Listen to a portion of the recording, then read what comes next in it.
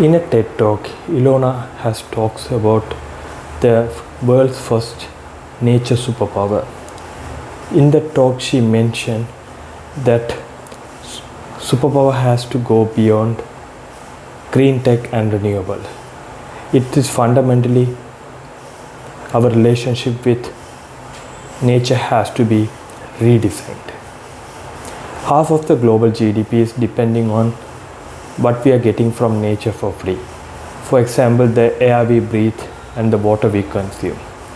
Brazil, one of the largest tropical rainforests, which is Amazon, and it has wider and longer river. Over the 40 years, the forest equivalent to California has been cut down in Amazon forest. Brazil is facing deforestation as a biggest issue, and 90% of the deforestation is illegal. In addition to deforestation, wildlife trafficking, gold mining, and land grabbing also affecting the forest and the environment.